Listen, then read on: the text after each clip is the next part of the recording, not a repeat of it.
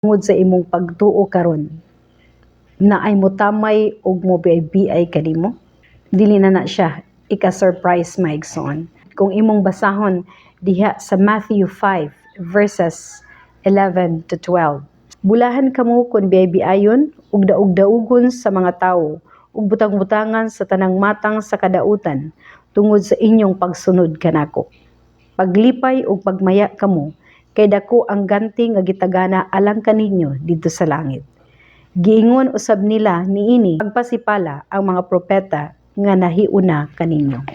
May mga tawo man nga ni daog-daog, ni pasipala, ni tamay, ni biay-biay, ni bugal-bugal diha sa imong pagtuo. Ayaw na ika-shock or ayaw na ika-surprise maigsoon. Kay normal lamang kini once ni sunod ta sa Ginoo. Ang mga kaaway usab sa Ginoo naning kamot ug pagbuhat og dautan, pagbutang-butang sa tanan nga mga kadautan sa mga tawo nga nisunod sa Ginoo. Second statement, paglipay ug pagmaya kamo kay dako ang ganti nga gitagana alang kaninyo didto sa langit.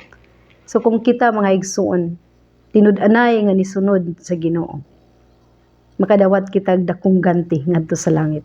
Wala man tuod tay magganti nga makuha diri sa kalibutan, pero naay gahulat nga ganti nga atoa sa langit. Nindot kayo mga igsuon nga pag-abot sa panahon, mao gyud kini atong maangkon.